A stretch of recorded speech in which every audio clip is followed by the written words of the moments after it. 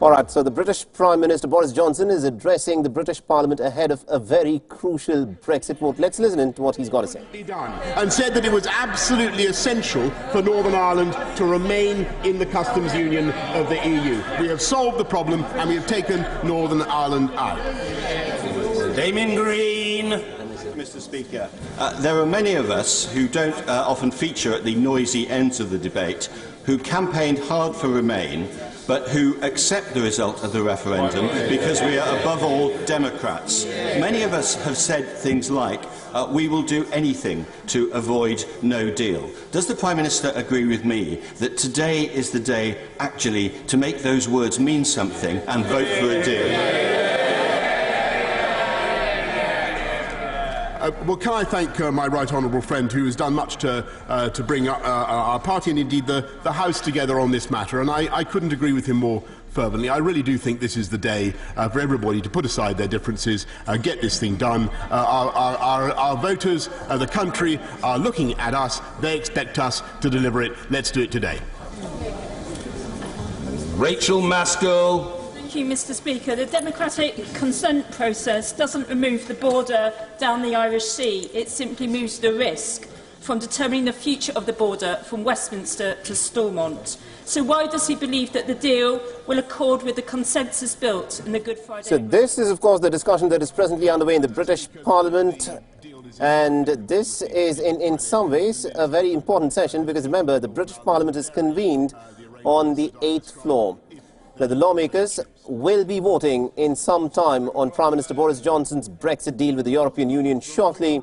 Johnson, who faces an uphill task of convincing the parliamentarians to back the divorce deal, a front on which his predecessor Theresa May had failed not once, not twice, but thrice.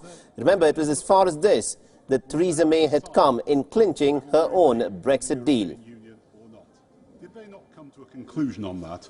He was right then. Shouldn't we now carry out that instruction? Yeah. Well, now, the British Prime Minister struck a deal with Brussels on Friday after having made several concessions on the issue of the Irish backstop. The last time that the lawmakers had met on a Saturday was in the year 1982, where the Falklands War had broken out with Argentina.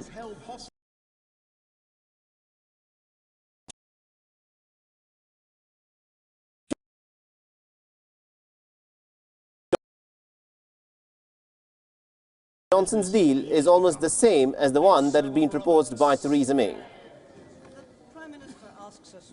And also, interestingly, the Scottish parties have also vowed to reject the agreement. Scotland has said that it wants to remain in the single European Union market and not pay the Eurozone tariffs. If the deal is rejected, then Johnson will have to request the European Union for a further Brexit extension. Remember, Britain is scheduled to leave the European Union on the 31st of October, and this will probably be Johnson's only opportunity to ensure an orderly Brexit. This, as several industries are fearing that a possible no deal would actually downgrade the British economy.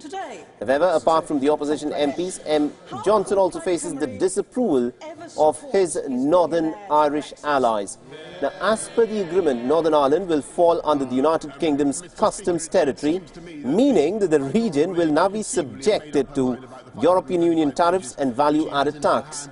The decision has been condemned by the Northern Irish party, the DUP, which interestingly is one of the parties that actually backs Boris Johnson's government. Meanwhile, there have also been several calls for the cancellation of Brexit altogether. An anti-Brexit campaign group released a video that shows the message saying, "Britain now wants to remain." This was ploughed in a field in Wiltshire.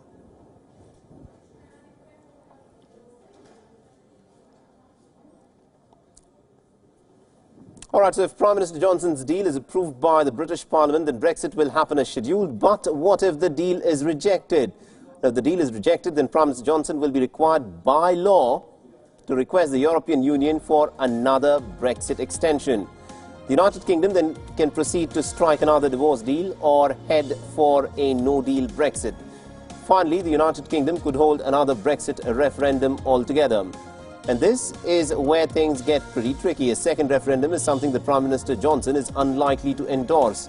Remember, Johnson was the face of the Brexit movement when the United Kingdom had chosen to leave the European Union in 2016. However, some lawmakers, including those from Johnson's Conservative and opposition Labour Party, are ready to back a referendum to end 3 years of a political stalemate. A referendum would also require the approval of the government, which will have to set aside funds to organise a public vote, which calls for Brexit cancellation have been on the rise. Some are also sceptical that the funds will be wasted if the referendum gives the same result as the earlier one, and that is to leave the European Union. Part of the UK and particularly